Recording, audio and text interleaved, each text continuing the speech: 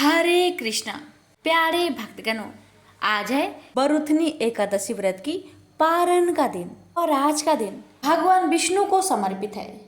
और आज के दिन विष्णु भगवान, लक्ष्मी माता, तुलसी माता और गणेश जी की पावन कथाओं को श्रवण करने से आपका व्रत पूर्ण माना जाता है।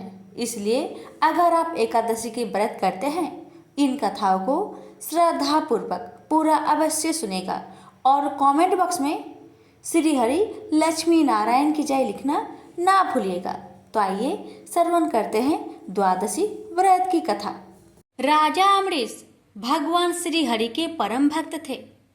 वे पृथ्वी के सातों द्वीप, अचल संपत्ति और अतुल ऐश्वर्य के शासक होने पर भी इन्हें सपने तुल्य समझते थे, क्योंकि वे जानते थे कि जिस धन वैभव के लोभ में पड़कर मनुष्य घोर नरक में जाता है, वह केवल 4 दिन की चांदनी है। राजा अम्बरीश का भगवान श्री कृष्ण में और उनके प्रेमी साधुओं में परम प्रेम था। उन्होंने अपने मन को श्री कृष्ण के चरणों में, वाणी को भगवान के गुणों का गान करने में, हाथों को श्री हरि के मंदिर मार्जन में और अपने कानों को भगवान की मंगलमयी कथा के श्रवण में लगा रखा था। उन्होंने अपने नेत्रों को श्री हरि की विग्रह व मंदिरों के दर्शन में, नासिका को उनके चरण कमलों पर चढ़ी श्रीमती तुलसी की दिव्य गंध में और जीवा को भगवान के प्रति अर्पित नैवेद्य प्रसाद में संलग्न कर दिया था। राजा अम्बरीश के पैर भगवान के क्षेत्र आदि की पैदल यात्रा करने में ही लगे रहते और वे सिर से भगवान श्री कृष्ण के चरण कमलों की वंदना किया करते थे। इस प्रकार उन्होंने अपने सारे कर्म, यज्ञ, पुरुष, इंद्रियातीत भगवान के प्रति उन्हें सर्वोत्तम एवं सर्वरूप समझकर समर्पित कर दिए थे। और भागवत भक्त ब्राह्मणों की आज्ञा अनुसार वे इस पृथ्वी का शासक करते थे। उन्होंने बड़ी बड़ी दक्षिणा वाले अनेकों अश्वमेध यज्ञ करके यज्ञाधिपति भगवान की आराधना की थी। उनकी प्रजा महात्माओं के द्वारा गाए हुए भगवान के उत्तम चरित्रों का बहुत सम्मान करती, किसी समय बड़े प्रेम से श्रवण करती और किसी समय उनका गान करती। इस प्रकार उनके राज्य के मनुष्य देवताओं के अत्यंत प्यारे स्वर्ग की भी इच्छा नहीं करते। राजा अम्बरीश की अनन्य प्रेममयी भक्ति से प्रसन्न होकर भगवान ने उनकी रक्षा के लिए सुदर्शन चक्र को नियुक्त कर दिया था, जो विरोधियों को भयभीत करने वाला एवं भगवान भक्तों की रक्षा करने वाला है। एक बार उन्होंने अपनी पत्नी के साथ भगवान श्री कृष्ण की आराधना करने के लिए 1 वर्ष तक द्वादशी प्रधान एकादशी व्रत करने का नियम ग्रहण किया। उन्होंने 3 रात का उपवास किया और एक दिन यमुना जी में स्नान करके भगवान श्री कृष्ण की पूजा की।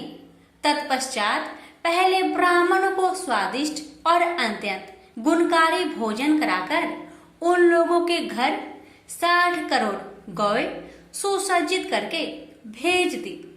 जब ब्राह्मणों को सब कुछ मिल चुका, तब राजा ने उन लोगों से आज्ञा लेकर व्रत का पारण करने की तैयारी की। उसी समय श्राप और वरदान देने में समर्थ स्वयं दुर्वासा जी भी उनके यहाँ अतिथि रूप में पधारे। राजा अम्बरीश उन्हें देखते ही उठकर खड़े हो गए, आसन देकर बैठाया और विविध सामग्रियों से उनके चरणों में प्रणाम करके भोजन के लिए प्रार्थना की। दुर्वासा जी ने राजा अम्बरीश की प्रार्थना स्वीकार कर ली और इसके बाद आवश्यक कर्मों से निवृत्त होने के लिए वे नदी तट पर चले गए। वे ब्रह्मा का ध्यान करते हुए यमुना के पवित्र जल में स्नान करने लगे। इधर द्वादशी केवल घड़ी भर शेष रह गई थी। धर्मज्ञ अम्बरीश ने धर्म संकट में पड़कर ब्राह्मणों के साथ परामर्श किया। उन्होंने कहा, ब्राह्मण देवताओं, ब्राह्मण को बिना भोजन कराए स्वयं खा लेना और द्वादशी रहते पारण न करना दोनों ही दोष है। इसलिए इस समय जैसा करने से मेरी भलाई हो और मुझे पाप न लगे ऐसा काम करना चाहिए। तब ब्राह्मणों के साथ विचार करके उन्होंने कहा, ब्राह्मणों, श्रुतियों में ऐसा कहा गया है कि जल पी लेना भोजन करना भी है, नहीं भी करना है, इसलिए इस समय केवल जल से पारण किए लेता हूँ। ऐसा निश्चय करके मन ही मन भगवान का चिंतन करते हुए राजश्री अमरीश ने जल पी लिया और फिर दुर्वासा जी के आने की राह देखने लगे। दुर्वासा जी आवश्यक कर्मों से निवृत्त होकर यमुना तट से लौट आए। जब राजा ने आगे बढ़कर उनका अभिनंदन किया तब उन्होंने अनुमान से ही समझ लिया कि राजा ने पारण कर लिया है। उस समय दुर्वासा जी बहुत भूखे थे। वे क्रोध से थर थर कांपने लगे। उन्होंने हाथ जोड़कर खड़े अमरीश से डट कर कहा, आओ देखो तो सही, यह कितना क्रूर है। यह धन के मद में मतवाला हो रहा है। भगवान की भक्ति तो इसे छू तक नहीं गई और यह अपने को बड़ा समर्थ मानता है। आज इसने धर्म का उल्लंघन करके बड़ा अन्याय किया है। मैं इसका अतिथि होकर आया हूँ, किंतु फिर भी मुझे खिलाए बिना ही इसने खा लिया। अच्छा देख, तुझे अभी इसका फल चखाता हूँ। यो कहते कहते वे क्रोध से जल उठे। उन्होंने अपनी एक जटा उखाड़ी और उससे अमरीश को मार डालने के लिए एक कृत्या राक्षसी उत्पन्न की। वह आग के समान जलती हुई हाथ में तलवार लेकर राजा अमरीश पर टूट पड़ी। परम पुरुष परमात्मा ने अपने सेवक की रक्षा के लिए पहले से ही सुदर्शन चक्र को नियुक्त कर रखा था। जैसे आग क्रोध से गुर्राते हुए सांप को भस्म कर देती है, वैसे ही चक्र ने दुर्वासा जी की कृत्या को जलाकर ढेर कर दिया। जब दुर्वासा जी ने देखा कि मेरी बनाई हुई कृत्या तो जल रही है और चक्र मेरी ओर आ रहा है, तब वे भयभीत हो अपने प्राण बचाने के लिए जी छोड़कर एकाएक भाग निकले। जैसे ऊंची ऊंची लपटों वाला दवानल सांप के पीछे दौड़ता है, वैसे ही भगवान का चक्र तो मेरे पीछे लग गया है। तब दुर्वासा जी दिशा, आकाश, पृथ्वी, अतल, बीतल आदि नीचे के लोक, समुद्र, लोकपाल और उनके द्वारा सुरक्षित लोक एवं स्वर्ग तक में गए। परंतु जहां जहां वे गए वहीं वहीं उन्होंने असहा तेज वाले सुदर्शन चक्र को अपने पीछे लगा देखा। जब उन्हें कहीं भी कोई रक्षक न मिला तब वे तो डर गए। अपने प्राण बचाने के लिए वे देव शिरोमणि ब्रह्मा जी के पास गए और बोले, ब्रह्मा जी आप स्वयंभू हैं, भगवान के इस तेजमयी चक्र से मेरी रक्षा कीजिए। ब्रह्मा जी ने कहा, दुर्वासा जी, मैं शंकर जी, दक्ष, भृगु आदि, प्रजापति, भूतेश्वर आदि सब जिनके बनाए नियमों में बंधे हैं तथा जिनकी आज्ञा सिरोधार्य करके हम लोग संसार का हित करते हैं, उनके भक्त के द्रोही को बचाने में हम समर्थ नहीं है। जब ब्रह्मा जी ने इस प्रकार दुर्वासा को निराश कर दिया तब भगवान के चक्र से संतप्त होकर वे कैलाशवासी भगवान शंकर की शरण में गए। शंकर जी ने कहा, दुर्वासा जी, जिनसे पैदा हुए अनेकों ब्रह्मांडों में हमारे जैसे हजारों चक्र काटते हैं, यह चक्र उन्हीं विश्वेश्वर का शस्त्र है। यह हम लोगों के लिए असह है। तुम उन्हीं की शरण में जाओ, वे भगवान ही तुम्हारा मंगल करेंगे। निराश होकर दुर्वासा जी श्री हरि भगवान के परम धाम बैकुंठ की तरफ में भागे। दुर्वासा जी भगवान के चक्र की आग से जल रहे थे। वे भगवान के चरणों में गिर पड़े। उन्होंने कहा, हे अच्युत्य, हे अनंत, आप संतों के एकमात्र इच्छित हैं। प्रभु, संपूर्ण जगत के जीवन दाता, मैं अपराधी हूँ, आप मेरी रक्षा कीजिए आपका परम प्रभाव न जानने के कारण ही मैंने आपके प्यारे भक्त का अपराध किया है। प्रभु आप मुझे बचाइए। श्री भगवान ने कहा, दुर्वासा जी, मैं सर्वथा भक्तों के अधीन हूँ। मुझ में तनिक भी स्वतंत्रता नहीं है। जो भक्त स्त्री, पुत्र, गृह, गुरुजन, प्राण, धन, इहलोक और परलोक सबको छोड़कर केवल मेरी शरण में आ गए हैं, उन्हें छोड़ने का संकल्प भी मैं कैसे कर सकता हूँ। इसमें संदेह नहीं कि ब्राह्मणों के लिए तपस्या और विद्या परम कल्याण के साधन है, परंतु यदि ब्राह्मण उद्दंड और अन्यायी हो जाए तो वे ही दोनों उल्टा फल देने लगते हैं। दुर्वासा जी सुनिए, मैं आपको एक उपाय बताता हूँ जिसका अनिष्ट करने से आपको इस विपत्ति में आना पड़ा है। आप उसी के पास जाइए, उनसे क्षमा मांगिए, तब आपको शांति मिलेगी। सुदर्शन चक्र की ज्वाला से जलते हुए दुर्वासा लौटकर राजा अम्बरीश के पास आए और उन्होंने अत्यंत दुखी होकर राजा के पैर पकड़ लिए। दुर्वासा जी की यह चेष्टा देखकर और उनके चरण पकड़ने से लज्जित होकर राजा अम्बरीश भगवान के चक्र की स्तुति करने लगे। अम्बरीश ने कहा, प्रभु सुदर्शन, आप अग्नि स्वरूप है, भगवान के प्यारे, हजार दांत वाले चक्र देवा, मैं आपको नमस्कार करता हूँ। समस्त अस्त्र शस्त्रों को नष्ट कर देने वाले एवं पृथ्वी के रक्षक, आप इन ब्राह्मण की रक्षा कीजिए। आप कृपा करके हमारे कुल के भाग्योदय के लिए दुर्वासा जी का कल्याण कीजिए। हमारे ऊपर यह आपका महान अनुग्रह होगा। यदि मैंने कुछ भी दान किया हो या किया हो अथवा अपने धर्म का पालन किया हो, यदि हमारे वंश के लोग ब्राह्मणों को ही अपना आराध्य देव समझते रहे हो तो दुर्वासा जी की जलन मिट जाए। भगवान समस्त गुणों के एकमात्र आश्रय स्थल है।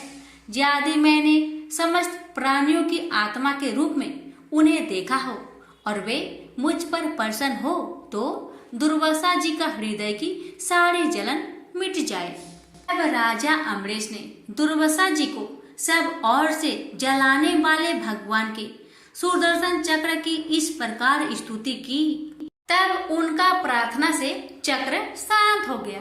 जब दुर्वासा चक्र की आग से मुक्त हो गए और उनका चित्त स्वस्थ हो गया, तब वे राजा अम्बरीश को अनेकानेक उत्तम आशीर्वाद देते हुए उनकी प्रशंसा करने लगे। दुर्वासा जी ने कहा, धन्य है, आज मैंने भगवान के प्रेमी भक्त का महत्व देखा। राजन, मैंने आपका अपराध किया, फिर भी आप मेरे लिए मंगल कामना ही कर रहे हैं। महाराज अम्बरीश, आपका हृदय करुणा भाव से परिपूर्ण है। आपने मेरे ऊपर महान अनुग्रह किया। अहो, आपने मेरे अपराध भुलाकर मेरी रक्षा की है। जब से दुर्वासा जी चक्र से जीवन रक्षा के लिए भाग रहे थे, तब से राजा अम्बरीश ने भोजन नहीं किया था। वे दुर्वासा जी के लौटने की राह देख रहे थे। अब उन्होंने दुर्वासा जी के चरण पकड़ लिए और उन्हें प्रसन्न करके विधि पूर्वक भोजन कराया। दुर्वासा जी ने बहुत ही संतुष्ट होकर राजा अम्बरीश के गुणों की प्रशंसा की और उनके बाद उनसे अनुमति लेकर आकाश मार्ग से प्रस्थान किया। जब सुदर्शन चक्र से भयभीत होकर दुर्वासा जी भाग रहे थे, तब से लेकर उनके लौटने तक 1 वर्ष का समय बीत गया था। इतने दिनों तक राजा अम्बरीश उनके दर्शन की आकांक्षा से केवल जल पीकर रहे। दुर्वासा जी के जाने के बाद उनके भोजन से बचे हुए अत्यंत पवित्र अन्न को राजा ने सपरिवार ग्रहण किया। कुछ वर्ष बीतने पर राजा अम्बरीश ने अपने ही समान भक्त पुत्र पर राज्य का भार छोड़ दिया और स्वयं वन में चले गए। वहां वे बड़ी धीरता के साथ आत्म स्वरूप भगवान में अपना मन लगाकर गुणों के प्रवाह रूपी संसार से मुक्त हो गए। प्रेम से बोलिए लक्ष्मी नारायण की जय। एक बार भगवान विष्णु जी शेष नाग पर बैठे बैठे बोर हो गए और उन्होंने धरती पर घूमने का विचार किया। वैसे भी कई साल बीत गए थे धरती पर आए और वह अपनी यात्रा की तैयारी में लग गए। स्वामी को तैयार होता देखकर लक्ष्मी माँ ने पूछा, आज सुबह सुबह कहाँ जाने की तैयारी हो रही है? विष्णु जी ने कहा, हे लक्ष्मी, मैं धरती लोक पर घूमने जा रहा हूँ। तो कुछ सोचकर माता ने कहा, हे देव, क्या मैं भी आपके साथ चल सकती हूँ? भगवान विष्णु ने 2 पल सोचा और फिर कहा, एक शर्त है, पर तुम मेरे साथ चल सकती हो। तुम धरती पर पहुंचकर उत्तर दिशा की ओर बिल्कुल मत देखना। इसके साथ ही माता लक्ष्मी ने हाँ कहकर भगवान के साथ चल पड़ी। सुबह सुबह माँ लक्ष्मी और भगवान विष्णु धरती पर पहुंच गए। अभी सूर्य देवता निकल रहे थे। रात बरसात होकर हटी थी। चारों ओर हरियाली ही हरियाली थी। उस समय चारों ओर बहुत शांति थी और धरती बहुत ही सुंदर दिख रही थी। और माँ लक्ष्मी मंत्र मुक्त होकर धरती को देख रही थी और भूल गई कि पति को क्या वचन देकर आई है, और चारों ओर देखती हुई कब उत्तर दिशा की ओर देखने लगी, पता ही नहीं चला। उत्तर दिशा में माँ लक्ष्मी को एक बहुत ही सुंदर बगीचा नजर आया और उस तरफ से भीनी भीनी खुशबू आ रही थी और बहुत ही सुंदर सुंदर फूल खिले थे। यह एक फूलों का खेत था और माँ लक्ष्मी बिना सोचे उस खेत में गई और एक सुंदर सा फूल तोड़ लाई। लेकिन यह क्या, जब माँ लक्ष्मी भगवान विष्णु के पास वापिस आई तो भगवान विष्णु की आंखों में आंसू थे और भगवान विष्णु ने माँ लक्ष्मी को कहा कि कभी भी किसी से बिना पूछे उसका कुछ भी नहीं लेना चाहिए, और साथ ही अपना वचन भी याद दिलाया। माँ लक्ष्मी को अपनी भूल का पता चला तो उन्होंने भगवान से इस भूल की माफी मांगी। तो भगवान विष्णु ने कहा कि जो तुमने भूल की है उसकी सजा तो तुम्हें जरूर मिलेगी। जिस माली के खेत से तुम बिना पूछे फूल तोड़ा है वह एक प्रकार की चोरी है, इसलिए अब 3 साल तक मालिक के घर नौकर बनकर रहो। उसके बाद मैं तुम्हें बैकुंठ वापस बुलाऊंगा। माँ लक्ष्मी ने चुपचाप सर झुकाकर हाँ कह दी और फिर माँ लक्ष्मी एक गरीब औरत का रूप धारण करके उस खेत के मालिक के घर गई। घर क्या, एक झोपड़ा था और मालिक का नाम माधव था। माधव की बीवी, 2 बेटे और 3 बेटियां थी। सभी उस छोटे से खेत में काम करके किसी तरह से गुजारा करते थे।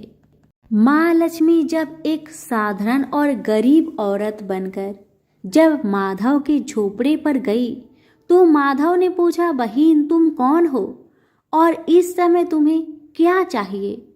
तब माँ लक्ष्मी ने कहा, मैं एक गरीब औरत हूँ, मेरी देखभाल करने वाला कोई नहीं। मैंने कई दिनों से खाना भी नहीं खाया। मुझे कोई भी काम दे दो, साथ में मैं तुम्हारे घर का काम भी कर दिया करूँगी। बस मुझे अपने घर में एक कोने में आसरा दे दो। माधव बहुत ही अच्छे दिल का मालिक था। उसे दया आ गई, लेकिन उसने कहा, बहन मैं तो बहुत गरीब हूँ, मेरी कमाई से मेरे घर का खर्च मुश्किल से चलता है, लेकिन अगर मेरी 3 की जगह 4 बेटियां होती तो अभी मुझे गुजारा करना ही था। अगर तुम मेरी बेटी बनकर जैसा रूखा सूखा हम खाते हैं उसमें खुश रह सकती हो तो बेटी बनकर अंदर आ जाओ। माधव ने माँ लक्ष्मी को अपने झोपड़े में शरण दे दी और माँ लक्ष्मी 3 साल तक उस माधव के घर पर नौकर बनकर रही। जिस दिन माँ लक्ष्मी माधव के घर आई थी उससे दूसरे दिन ही माधव को इतनी आमदनी हुई, फूलों की कमाई से ही शाम को एक गाय खरीद ली धीरे धीरे माधव ने काफी जमीन खरीद ली और सब ने अच्छे अच्छे कपड़े भी बनवा लिए और फिर एक बड़ा पक्का का घर भी बना लिया। बेटियों और बीबी ने गहने भी बनवा लिए और अब मकान भी बहुत बड़ा बनवा लिया था। माधव हमेशा सोचता था कि मुझे ये सब इस महिला के आने के बाद ही मिल रहा है। इस बेटी के रूप में मेरी किस्मत आ गई है। माँ लक्ष्मी को आते हुए 2 से 5 साल बीत गए थे, लेकिन माँ लक्ष्मी अब भी घर में और खेतों में काम करती थी। एक दिन माधव जब अपने खेतों से काम खत्म करके घर आया तो उसने अपने घर के सामने द्वार पर एक देवी स्वरूप गहनों से लदी एक औरत को देखा। ध्यान से देखकर पहचान गया, अरे यह तो मेरी मुंह बोली चौथी बेटी यानी वही औरत है। और पहचान गया कि यह तो माँ लक्ष्मी है। अब तक माधव का पूरा परिवार बाहर आ गया था और सब हैरान होकर माँ लक्ष्मी को देख रहे थे। माधव बोला, माँ हमें माफ कर, हमने तेरे से अनजाने में ही घर और खेत में काम करवाया है। माँ यह कैसा अपराध हो गया। हे माँ हम सबको माफ कर दे। अब माँ लक्ष्मी मुस्कुराई और बोली, माधव तुम बहुत ही अच्छे और दयालु व्यक्ति हो। तुमने मुझे अपनी बेटी की तरह रखा। इसके बदले में मैं तुम्हें वरदान देना चाहती हूँ कि तुम्हारे पास कभी भी खुशियाँ की और धन की कमी नहीं रहेगी। तुम्हें सारे सुख मिलेंगे जिसके तुम हकदार हो। और फिर माँ अपने स्वामी के दोबारा भेजे रथ में बैठकर बैकुंठ चली गई। तो प्रेम से बोलिए लक्ष्मी नारायण की जय हो। स्वर्णी मुनि की पुत्री तुलसी अपूर्व सुंदर थी। उसकी इच्छा थी कि उनका विवाह भगवान नारायण के साथ हो। इसके लिए उन्होंने नारायण पर्वत की घाटी में स्थित बद्रीवन में घोर तपस्या की। दीर्घ काल तक तपस्या के उपरांत ब्रह्मा जी ने प्रसन्न होकर दर्शन दिए और वर मांगने को कहा। तब तुलसी जी ने कहा, हे सृष्टि के कर्ता ब्रह्मदेव, आप तो अंतर्यामी हैं, आपसे क्या छुपा है।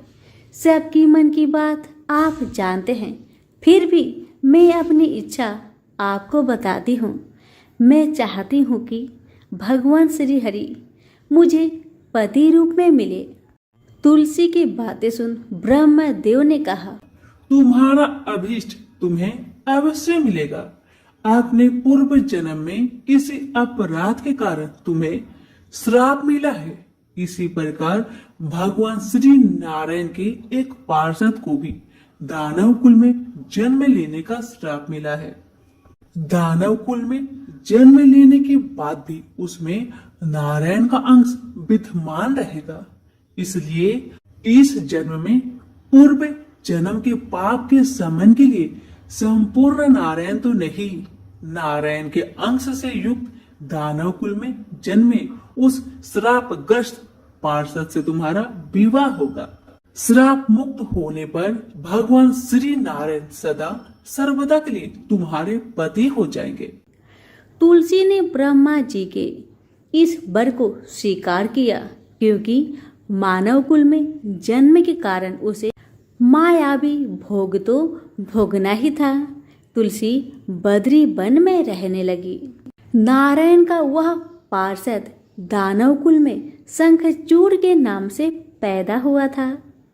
कुछ दिनों के बाद वह भ्रमण करता हुआ बद्री वन में आया, जहाँ तुलसी रहा करती थी।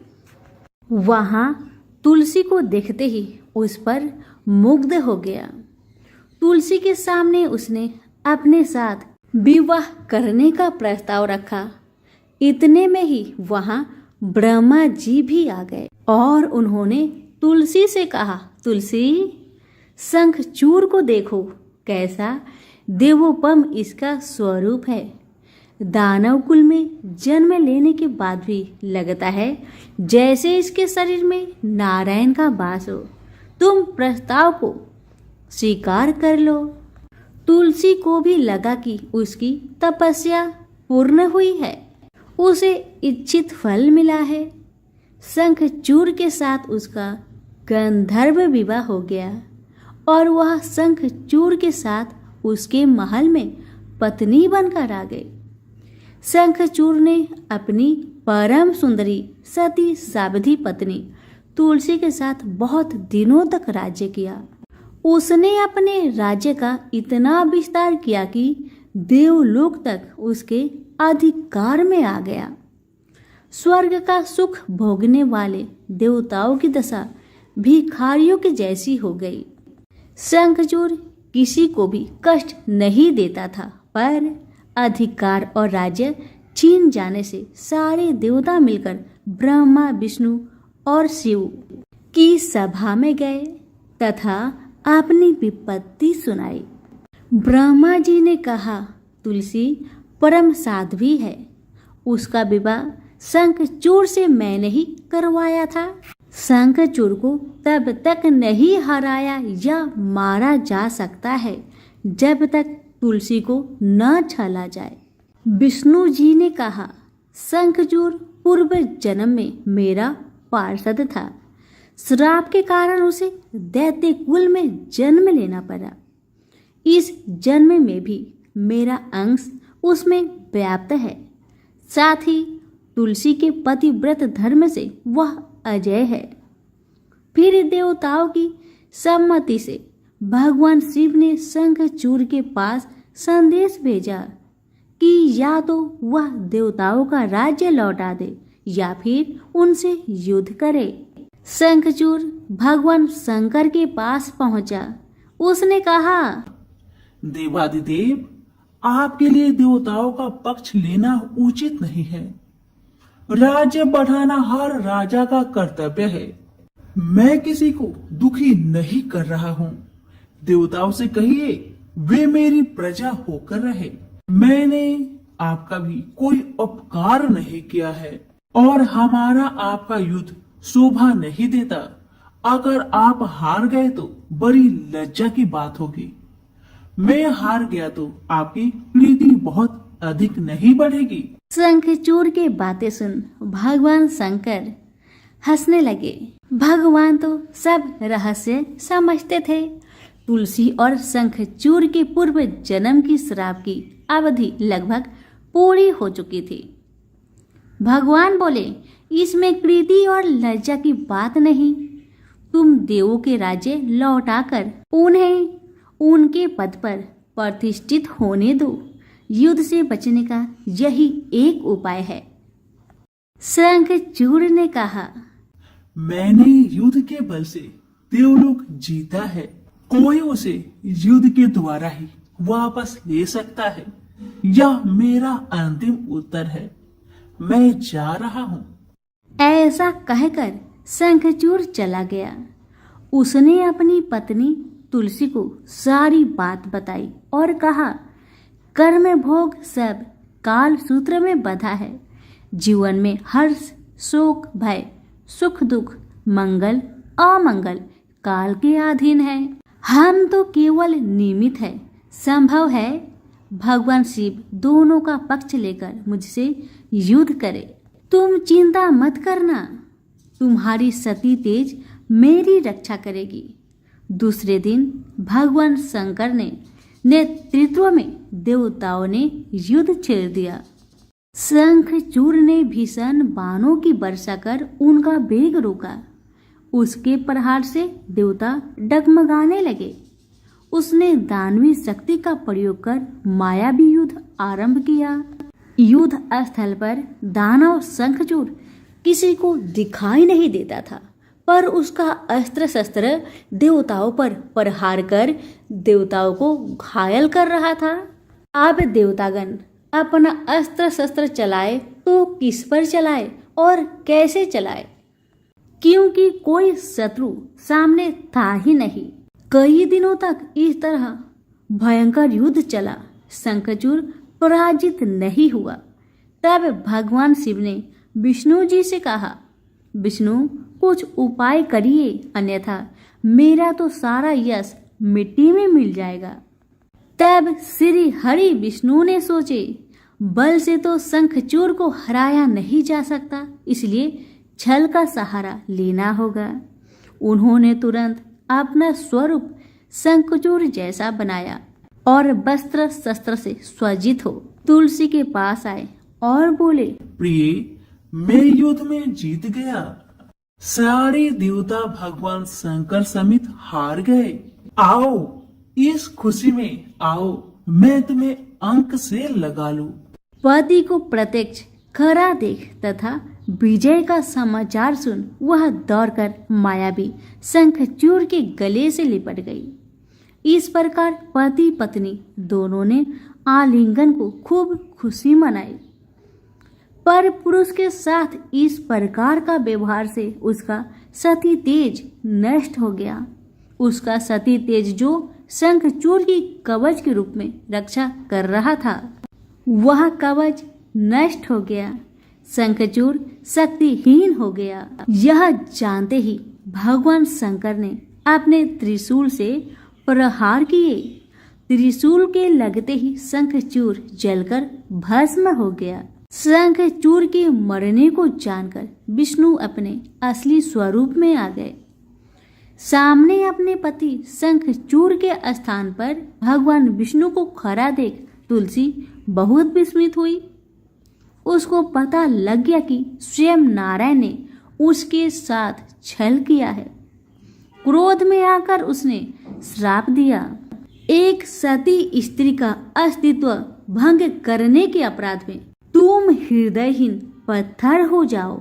विष्णु ने तुलसी के श्राप को सिरोधार्य कर कहा, देवी, तुम्हारा तथा शंखचूर के कल्याण के लिए मुझे ऐसा करना पड़ा। तुम दोनों को श्राप मुक्त करना था। तुम भी अब शरीर त्याग कर तुलसी बिरुवा के रूप में जन्म लोगी और मेरी पूजा तुलसी दल से होगी। मैं सालग्राम पत्थर बनूंगा। मेरे शीश पर तुम आदर से विराजमान होगी। तुम्हारे पति की हड्डियों के चूर्ण से शंख की उत्पत्ति होगी। उस शंख ध्वनि से देवताओं तथा मेरी पूजा आराधना होगी। जहाँ शंख ध्वनि होगी वहाँ मंगलमय में मैं विराजमान रहूंगा। तुमने पूर्व जन्म में बद्री वन में मुझे पाने के लिए बड़ी तपस्या की थी। अब अगले जन्म में मैं नारायण पर अस्तर के रूप में बद्रीनाथ वन में स्थापित हो जाऊंगा और मेरी पूजा अर्चना फल फूल से न होकर तुम्हारी तुलसी दल से होगी। मेरे शीश पर विराजमान होकर तुम मुझसे भी पूजा पद प्राप्त करोगी। प्रेम से बोले, तुलसी माता की जय हो, शालिग्राम जी की जय हो, विष्णु भगवान की जय हो। किसी भी पूजा व्रत या कथा के दौरान गणेश जी की कथा सुनना आवश्यक होता है।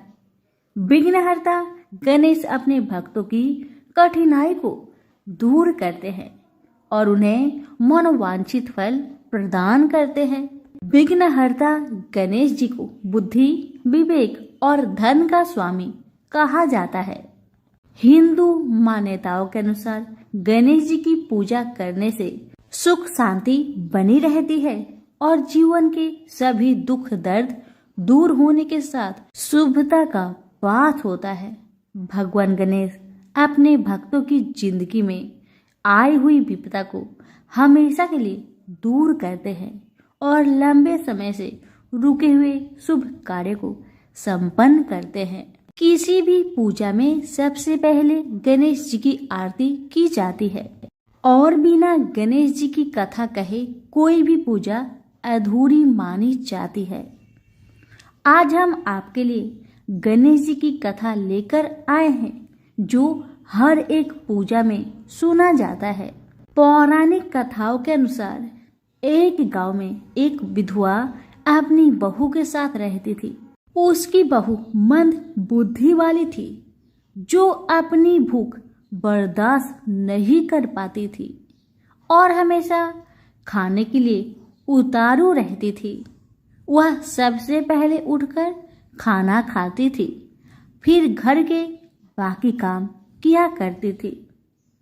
एक दिन विधवा ने अपने घर में पूजा करवाने का सोचा, लेकिन वह थोड़ी परेशान थी क्योंकि उसकी बहू अगली सुबह उठते ही खाने के लिए दौड़ेगी और पूजा के लिए बनाए गए पकवान को जूठा कर देगी। अपनी बहू को पूजा के लिए बनाए गए पकवान से दूर रखने के लिए विधवा ने एक तरीका निकाला।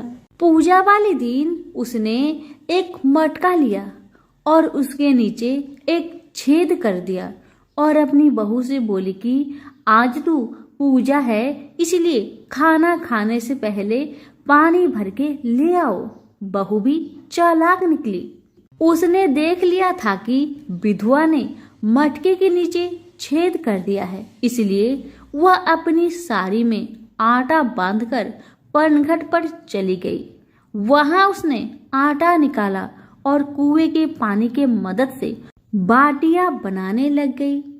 कुएं के पास ही एक शमशान था जहां चीता जलाई जा रही थी। बहू ने उसकी आंच में अपनी बाटियां सेक ली। उसकी बाटियां सूखी थी तो वह पास में ही गणेश भगवान का एक मंदिर था। बहू वहां पर चली गई जहां गणेश जी को किसी ने चोला चढ़ाया हुआ था। उसने देखा कि गणेश जी की तोंद पर घी लगा हुआ है। उसने उस घी को अपनी बाटी पर लगा लिया और उसका भोग गणेश जी को लगाकर वह बाटी खा ली और बहू घर वापस चली आई। बहू की इस हरकत पर गणेश जी को बहुत गुस्सा आया और उन्होंने गुस्से में अपने नाक पर उंगली चढ़ा लिया। जब गांव वाले ने देखा कि गणेश जी ने अपने नाक के ऊपर उंगली चढ़ा लिया है तो उन्हें मनाने के लिए बहुत जद्दोजहद किया गया, लेकिन गणेश जी ने अपनी उंगली वापस नहीं उतारी।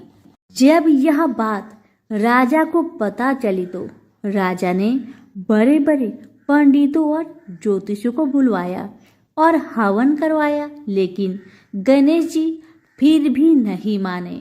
सब बहुत चिंतित थे।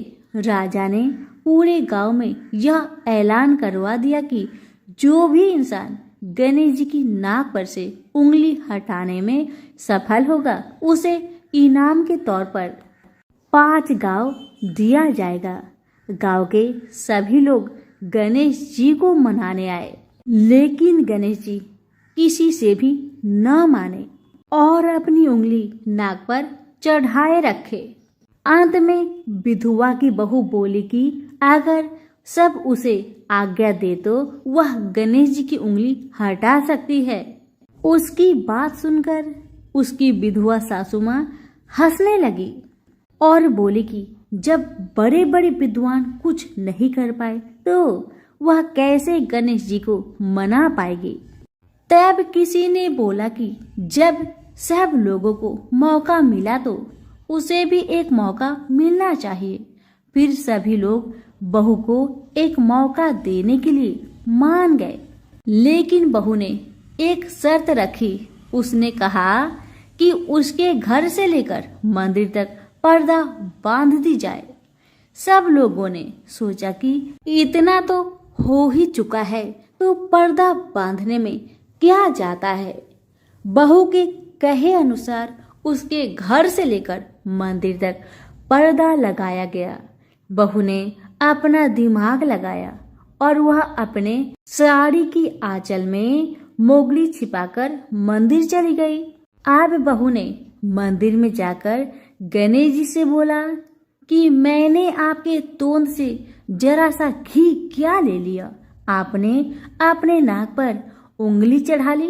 अब आप नाक पर से उंगली हटाइए या दूं एक मोगरी की, अभी आपके टुकड़े टुकड़े हो जाएंगे। बहू की यह चेतावनी सुनकर गणेश जी थोड़ा डर गए और उन्होंने सोचा कि यह तो पूरी पागल है, कहीं सच में यह मुझे मोगरी न मार दे। अब तो गणेश जी ने बिना सोचे समझे अपनी नाक पर से उंगली हटा ली, जिसे देखकर गांव वाले बहुत खुश हो गए और बहू का जय जयकार करने लगे। राजा के ऐलान के मुताबिक बहू को 5 गांव इनाम में दिए गए। यह कथा सुनकर लोग गणेश भगवान से यह मांगते हैं कि वह भी उस बहू की तरह सबकी बात मान जाए और उनकी सभी मनोकामनाएं पूरी करे। तो प्रेम से बोलिए गणेश महाराज की जय हो। कथा अच्छी लगे तो लाइक शेयर करना बिल्कुल ना भूले। धन्यवाद।